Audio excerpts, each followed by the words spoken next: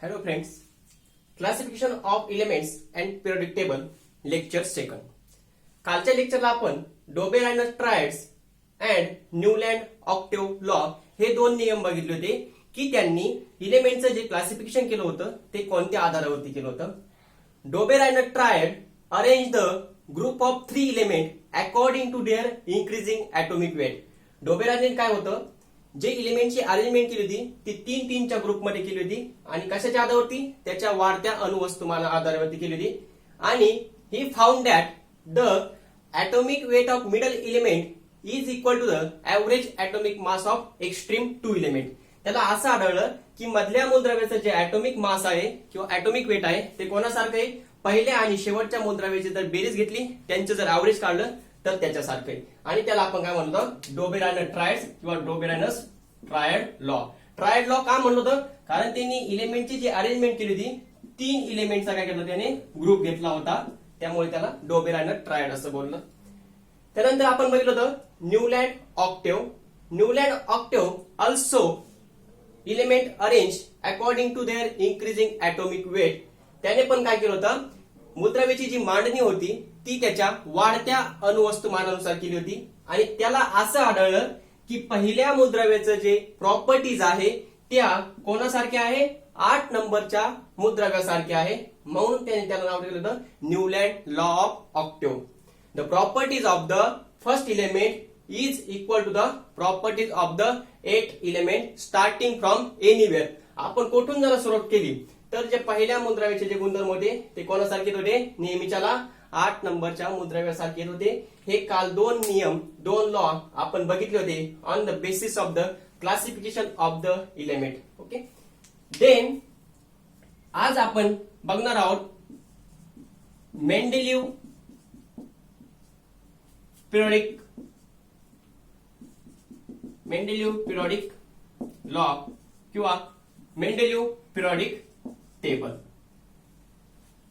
बघा, मेंडेलिव्हने काय केलं, पिरियडिक टेबलचं क्लासिफिकेशन केलं on the basis of their increasing atomic weight. त्याने सुद्धा काय केलं, इलेमेंटचं जे अरेंजमेंट केली ती कशी केली, इंक्रीजिंग देअर ऍटॉमिक वेट, त्याच्या वाढत्या अणुवस्तुमानानुसार मूलद्रव्यांची काय केली, मांडणी केली.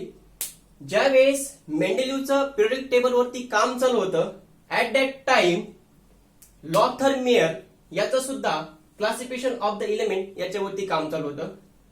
तर बघा या ठिकाणी काय झालं, मेंडेलिव्ह हा रशियन आहे. तर मेंडेलिव्हचं ज्यावेळेस पिरियडिक टेबलवरती संशोधन चालू होतं त्यावेळेस लॉथर मेयरचं सुद्धा त्याच टायमाला संशोधन चालू होतं. पण काय झालं, मेंडेलिव्हचं जे संशोधन झालं त्याने थोडंसं लवकर सिद्ध केलं आणि लॉथर मेयरचं थोडं लेट झालं, म्हणून याला जास्त प्रायोरिटी देण्यात आली. तर बघा आपण लॉथर मेयरचं बघू. लॉथर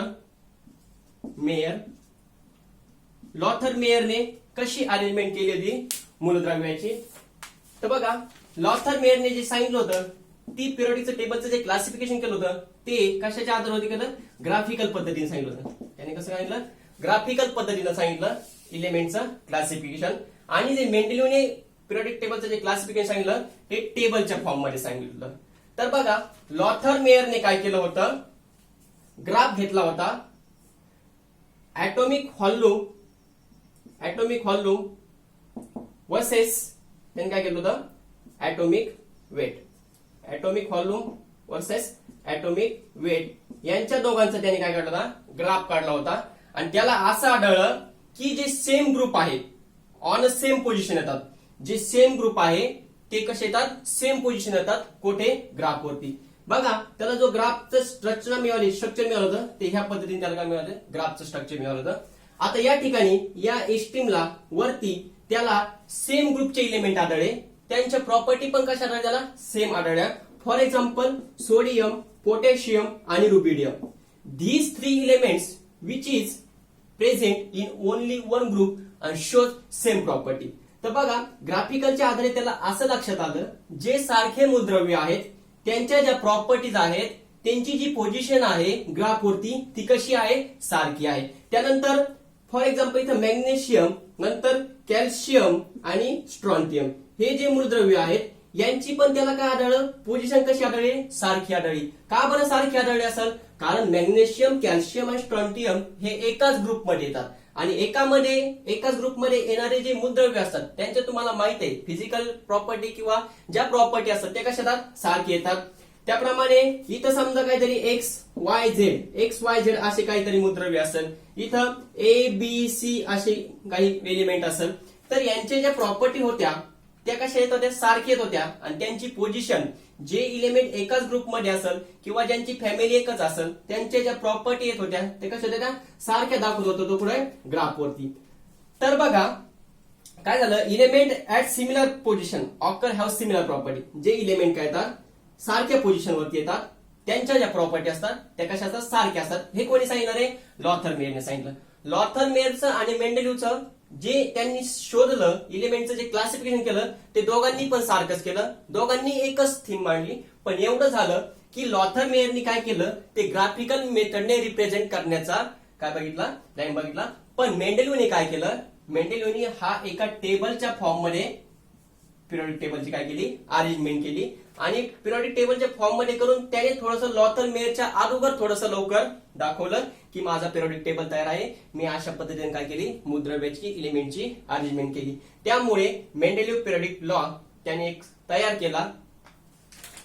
तर बघा अशा प्रकारे नंतर काय झालं, जो लॉथर मेयर होता त्याचं थोडंसं बरोबर आलं. नंतर काही मूलद्रव्य वाढत गेले.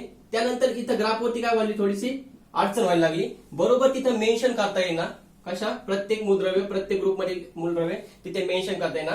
त्यामुळे त्यानंतर आपल्याला जो लॉ आलाय तो आलाय मेंडेलिव्ह पिरियडिक लॉ.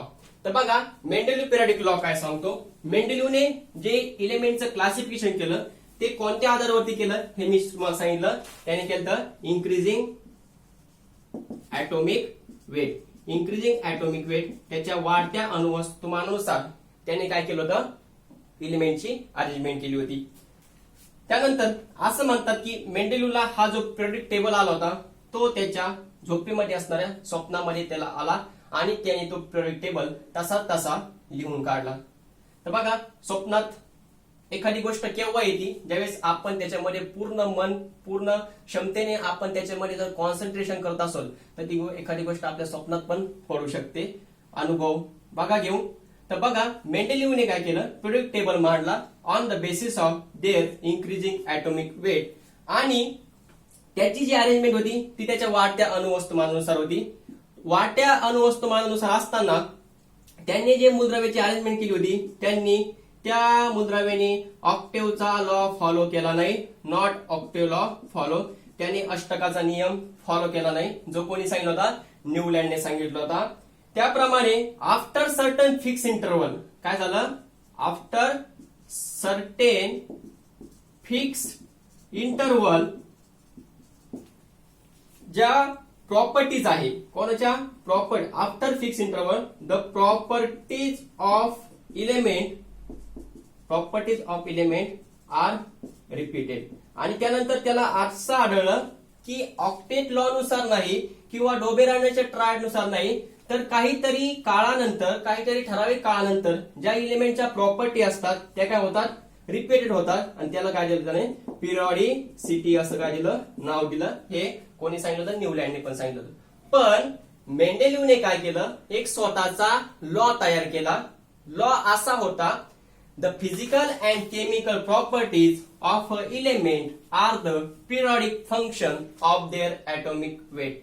लक्षात घ्या, the physical and chemical properties of element are the periodic function of their atomic weight.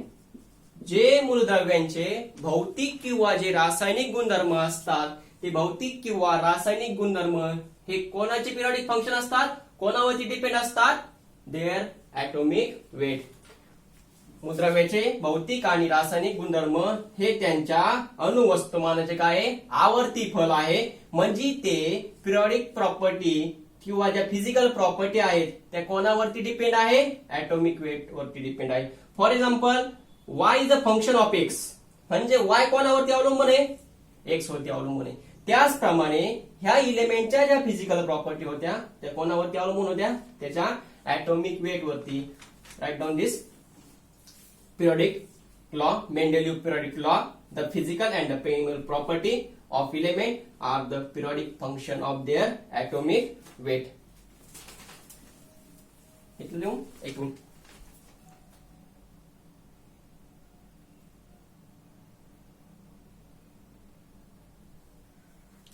मेंडेलिव्ह periodic law समजला. काय सांगतो तो? The properties of the element are the periodic function of their atomic weight. की मूलद्रव्याचे जे भौतिक किंवा रासायनिक गुणधर्म असतात ते कोणाच्या आवर्तीफल असतात? ऍटॉमिक वेटचे. जसं अणुवस्तुमान बदल तसं तसं त्यांच्या प्रॉपर्टी काय होतात? बदल होतात. तर बघा हा आहे मेंडेलिव्ह पिरियडिक टेबल. मेंडेलिव्हने काय केलं होतं? इलेमेंटची ह्या प्रकारे काय केली होती? अरेंजमेंट केली होती. त्या ठिकाणी ही क्रिएट 8 व्हर्टिकल कॉलम. त्याने 8 उभे जे कॉलम तयार केले होते त्याला काय नाव दिलं होतं? ग्रुप. त्याला काय म्हणतात मराठीमध्ये? गण. त्यांनी काय केलं होतं? 8 गण तयार केले. He arrange the element in 8 vertical column. त्या 8 ग्रुपमध्ये किंवा त्या 8 गणामध्ये त्याने 2 ग्रुप तयार केले होते, 2 सब ग्रुप तयार केले होते, ए आणि बी. तर बघा जो ए ग्रुप होता त्या ए ग्रुपच्या ज्या व्हॅलन्सी होते, valency means the electron present in the outer most shell. For example this is atom, nucleus, the electron, the first cell contain 2 electron and in last cell there is also 2 electron. Okay. Valency म्हणजे काय? The electron which are present in the outer most shell. जी बाह्यतम कक्षामध्ये जेवढे electron असतात त्याला काय म्हणतात? व्हॅलेन्स इलेक्ट्रॉन म्हणजे संयुजा इलेक्ट्रॉन. तर बघा या ठिकाणी काय झालं होतं? जे पहिला ग्रुप होता त्या पहिल्या ग्रुप मधले जे ए ग्रुप होता त्या ए ग्रुप मधले ज्या व्हॅलन्सी होत्या त्या कशा सारख्या होत्या, म्हणून त्यांनी काय केलं? ते सर्व काय मांडले? एकाच ग्रुपमध्ये मांडले. For example hydrogen, lithium, sodium, potassium, rubidium, caesium, francium हे जे मूलद्रव्य आहेत यांची जे शेवटच्या कक्षेमध्ये जे इलेक्ट्रॉन आहे ते कसे सारखेच आहे, म्हणून त्याने ग्रुप ए मध्ये मांडले. जो ग्रुप होता सब ग्रुप त्याने पहिल्याच ग्रुपमध्ये तयार केले 2 सब ग्रुप ए आणि बी. बी मधला जो कॉपर होता किंवा जो गोल्ड होता किंवा जो सिल्वर होता याची जे काय होतात फिजिकल प्रॉपर्टी होता त्या फिजिकल प्रॉपर्टी कशा सारख्या होत्या. Then he also arrange in a 7 period. त्याने 7 पिरियड मध्ये, पिरियड मीन्स आवर्त, त्याने 7 आवर्त मध्ये काय केली होती? एलिमेंटची अरेंजमेंट केली होती. Mendeleev periodic table contain 8 group and 7 period. In this way, Mendeleev arranged the elements on the basis of their increasing atomic weight. In Mendeleev periodic table, which contain 8 group, vertical column are called as group and horizontal row is called as the period. Then, what are the merits of Mendeleev periodic table? NCERT च्या book मध्ये व्यवस्थित पद्धतीने periodic table काढून दिलेला आहे. तुम्ही तो घरी एकदा ड्रॉ करायचा आणि ज्या नोट्स आहेत त्या मी सांगितलं एनसीईआरटी बुक मधून तुम्ही रीडिंग करायची, स्वतःच्या सेल्फ नोट्स काढण्याचा थोडासा प्रयत्न करायचा. नंतर ज्यावेळेस चालू होईल त्यावेळेस मी तुम्हाला नोट प्रोव्हाइड करणार आहे. तर बघा या ठिकाणी हा होता मेंडेलिव्ह पिरियडिक टेबल. मग याच्यामध्ये मेरिट्स कोणते, यामध्ये त्याला सक्सेस कोणतं मिळालं त्याचे आपण सक्सेस बघू. Mendeleev periodic table, merits of Mendeleev periodic table. Merits of Mendeleev periodic table. The first merit, all the 63 elements. At the time Mendeleev periodic table, there is no 63 elements where no, all the 63 elements are arranged in their table. त्याने काय केलं? जेवढे element माहित होते त्या काळात 63 तेवढे मूलद्रव्य त्याने पिरियडिक टेबल मध्ये अरेंज केले according to their increasing atomic weight.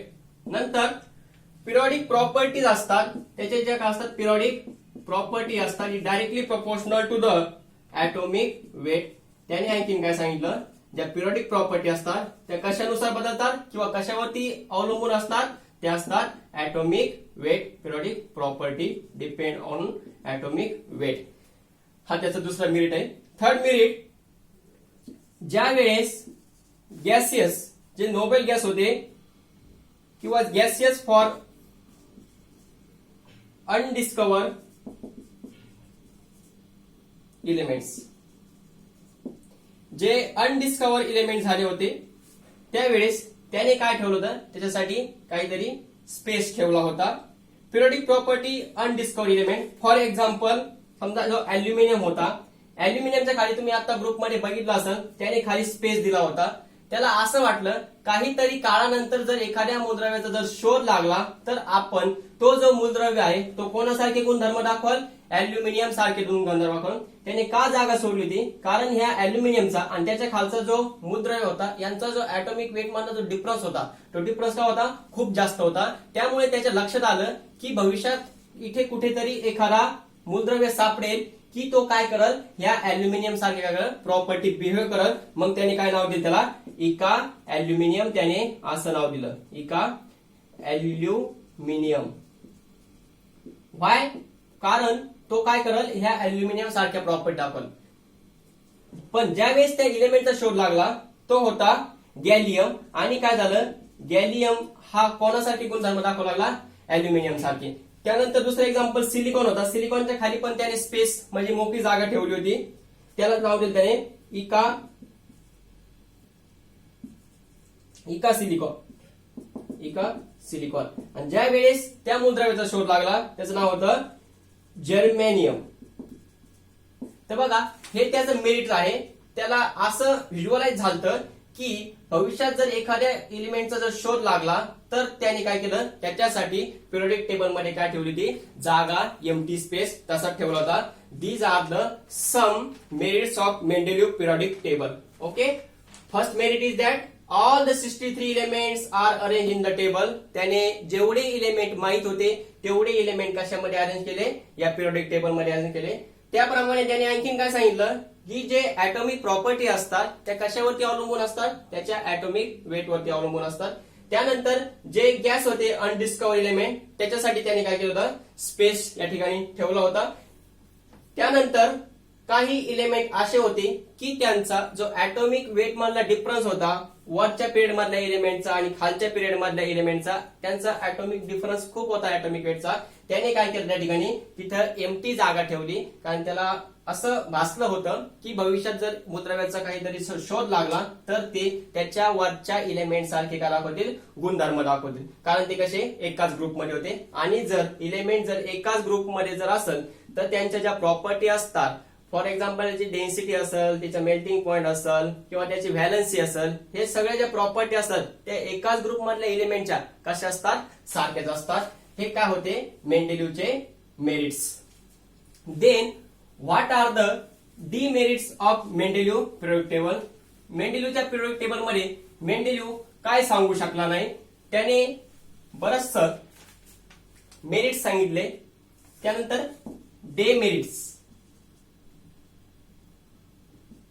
demerits of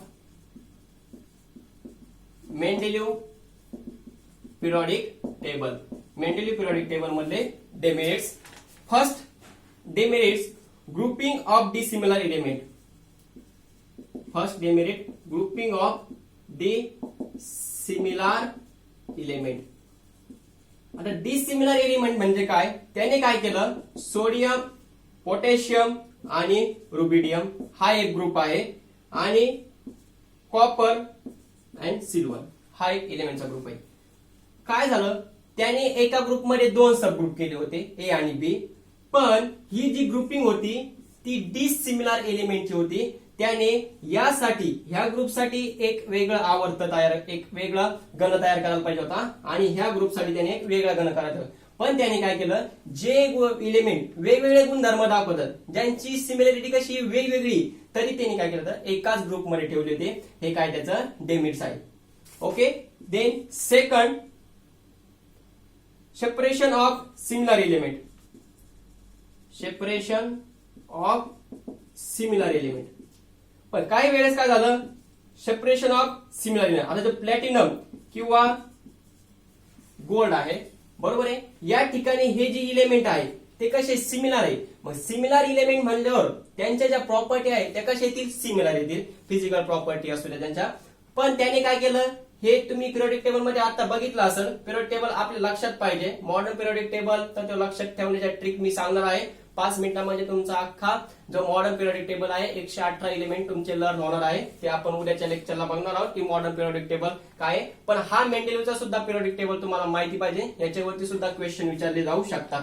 तर बघा याचं दुसरं मेरिट असं होतं, the separation of the similar element. आता प्लॅटिनम अँड जो गोल्ड होता यांचे जे मूलद्रव्य होते दोन, यांचे जे गुणधर्म होते ते कसे सारखे होते. पण त्याने काय केलं, सारखे गुणधर्म असून सुद्धा त्यांच्या सिमिलरिटी असून सुद्धा त्यांनी काय केले, वेगवेगळ्या ग्रुपमध्ये काय केले, अरेंज केले. हे काय त्याचं 2 नंबरचं. Number 2 demerits of Mendeleev periodic table. Then isotope. आता आयसोटोप ही कन्सेप्ट आहे. आयसोटोप, आयसोबार, आयसोटोन, या काय आयसोमार, या सगळ्या टर्म आपण some basic concept in chemistry मध्ये शिकणार आहोत. तर इथं बघा आपल्याला एक वर्ड आलाय आयसोटोप. आता आयसोटोपचं मिनिंग समजून घ्या. The element which having the same atomic number, की ज्या एलिमेंटचा ऍटॉमिक नंबर कसा असतो, सारखा असतो, बट जे ऍटॉमिक मास नंबर असतं, atomic mass number is different, is called as isotope. Is called as isotope. Isotope means the element which having the same atomic number but different atomic mass number is called the isotope. For example, hydrogen having 3 isotope H11, H12, H13. जे वरती असते ते काय असते, atomic mass number असतं एखाद्या एलिमेंटचं. ज्यावेळेस आपण रिप्रेझेंट कसं करतात एलिमेंट त्यावेळेस बघू आपण. पण हे जे वरती आहे ते काय, ऍटॉमिक मास नंबर आहे, आणि जे खाली असतं ते काय, ऍटॉमिक नंबर आहे. तर बघा हा जो हायड्रोजन आहे हा आयसोटोप आहे हायड्रोजनचा. मग त्याच्या असं लक्षात आलं की असे जर आयसोटोप जर आले तर यांची पोझिशन डिफरंट असेल का, हे तो सांगू शकला नाही. कार्बनचे पण आयसोटोप आहे C6H12, C6H13, C6H14. These are the isotope of carbon. पण ज्यावेळेस असे एखाद्या मूलद्रव्याचे आयसोटोप सापडले मग त्यांची पोझिशन वेगळी आहे का त्यांची पोझिशन तीच आहे हे कोण सांगू शकला नाही, मेंडेलिव्ह सांगू शकला नाही. म्हणून हे मेंडेलिव्हचं काय आहे, 3rd डेमेरिट्स आहे. फर्स्ट आहे तो त्याने काय केलं, ग्रुपिंग ऑफ डिसिमिलर एलिमेंट, ज्यांचे सिमिलरिटी नाही ते एलिमेंटचे पण त्याने ग्रुप केले. दुसरं असं जे एलिमेंट काय दाखवतात सारखे सिमिलरिटी दाखवतात त्यांनी काय केलं, सेपरेशन केलं. किंवा थर्ड असं आहे जे आयसोटोप होते तो आयसोटोप बद्दल सांगू शकला नाही की त्यांची पोझिशन या पिरियोडिक टेबल मध्ये कशी असेल. नंतर 4 आहे काही अॅनामोलस पेअर आहे. आता अॅनामोलस बिहेवियर हा शब्द तुम्हाला खूप वेळा येणार आहे केमिस्ट्रीमध्ये, कारण बरेचसे एलिमेंट असतात किंवा बऱ्याचशा प्रॉपर्टी आहेत का अॅनामोलस बिहेवियर दाखवतात. इलेमेंटच आहे पिरियोडिक टेबल हा पूर्ण इलेमेंटच आहे, तर ती इलेमेंट काय दाखवतात, अॅनामोलस बिहेवियर दाखवतात. पण या ठिकाणी काय झालं, काही अॅनामोलस पेअर होत्या. फॉर एक्झाम्पल अॅनामोलस पेअर कोणाची होती, कोबाल्ट आणि निकेलची होती. या ठिकाणी कोबाल्टचं जे होतं ऍटॉमिक मास जे होतं कोबाल्टचं आणि ऍटॉमिक मास ऑफ काय होतं निकेल, या ठिकाणी कोबाल्टचं ऍटॉमिक मास जास्त असून सुद्धा त्याने काय केलं, तुम्ही आता पिरियोडिक टेबल मध्ये बघितलं असाल, त्याने काय केलं, निकेलच्या अगोदर कोणाला प्रायोरिटी दिली, कोबाल्टला दिली. प्रायोरिटी खरं कोणाला पाहिजे होती, त्याच्यानुसार ऍटॉमिक वेट नुसार निकेलला प्रायोरिटी पाहिजे होती, कारण निकेलचा जो ऍटॉमिक मास आहे ते कसं आहे कोबाल्ट पेक्षा कमी आहे. पण हे तो सांगू शकला नाही. त्याने काय केलं, त्यांच्या प्रॉपर्टीनुसार अरेंजमेंट केली, आणि ज्यावेळेस प्रॉपर्टीनुसार अरेंजमेंट करायला लागला त्यावेळेस त्याला त्याची चूक लक्षात आली की मग त्याने आपलं काय केलं, कोबाल्ट अगोदर ठेवलं आणि नंतर निकेलला नंतर ठेवलं. या ठिकाणी तो सांगू शकला नाही, हे त्याचं डेमेरिट आहे. आणि 5 नंबरचं जे आहे that is position of a hydrogen. Position of a hydrogen, तो हायड्रोजनची पोझिशन सांगू शकला नाही इन द पिरियोडिक टेबल. कारण तुम्ही जर पिरियोडिक टेबल जर बघितला, मॉडर्न पिरियोडिक टेबल जर बघितला, त्या मॉडर्न पिरियोडिक टेबल मध्ये सुद्धा आपण आतापर्यंत हायड्रोजनची एक्झॅक्ट पोझिशन सांगू शकलो नाही की हायड्रोजन हा पिरियोडिक टेबल मध्ये कुठे आहे. आता पहिल्या ग्रुपमध्ये का ठेवलाय, कारण असं वाटलं त्याची व्हॅलन्सी किती आहे, 1 आहे. तो लिथियम सारखी प्रॉपर्टी दाखवतो, सोडियम सारखी प्रॉपर्टी दाखवतो, त्याची व्हॅलन्सी 1 आहे म्हणून त्याला ग्रुप 1 मध्ये ठेवलं. पण हायड्रोजन हा तर गॅस आहे, बरोबर आहे, आणि गॅस नोबेल गॅस कुठे ठेवले आपण? ग्रुप 18 मध्ये ठेवले. मग याला ग्रुप 18 मध्ये का नाही ठेवलं? इथं व्हॅलन्सी 1 दाखवतो, ग्रुप 18 मध्ये व्हॅलन्सी 0 दाखवतात. मग हे सुद्धा आतापर्यंत तो तर सांगू शकला नाही, पण आतापर्यंत सुद्धा याच्यावरती संशोधन झालं नाही की हायड्रोजनची पोझिशन पिरियडिक टेबल मध्ये कुठे असेल. These are the some demerits of Mendeleev periodic table. बघा परत एकदा grouping of the similar element, त्यानंतर त्यांनी सेपरेशन ऑफ सिमिलर एलिमेंट केलं, नंतर तो आयसोटॉप सांगू शकला नाही, आयसोटॉपची पोझिशन, त्यानंतर अॅनोमोलस बिहेवियर्स काही एलिमेंटचं सांगू शकला नाही, आणि नंतर position of the hydrogen. These are all about Mendeleev periodic table. मेंडेलिव्हने जी एलिमेंटची अरेंजमेंट केली होती ही या पद्धतीने केली होती. तर बघा एनसीईआरटी बुक थोडस रीड करा, जेणेकरून तुमच्या आणखीन कन्सेप्ट काय होती क्लिअर होतील. ज्या नोट्स असतील त्या मी नंतर तुम्हाला ऑलरेडी प्रोव्हाइड करणार आहे. हे आपलं आजचं काय होतं, सेकंड लेक्चर होतं. उद्या आपण काय बघणार आहोत, मॉडर्न पिरियडिक टेबल, की जो पिरियडिक टेबलचा आपण काय करतो आता अभ्यास करतो. उद्या मी त्याच्या सर्व ट्रिक सांगल. उद्या तुमचा पिरियडिक टेबल पूर्ण लर्न झाला पाहिजे. 5 मिनिटांमध्ये तुम्हाला पूर्ण 118 एलिमेंट म्हणजे 5 मिनिटांमध्ये तुम्हाला पूर्ण पिरियडिक टेबल ड्रॉ करता आलं पाहिजे. अशा ट्रिक आहे आपल्याकडे. तर बघा उद्याचं जे लेक्चर आहे ते मॉडर्न पिरियडिक टेबल वरती होईल. सर्वांनी थोडंसं रीड करा. थँक्यू.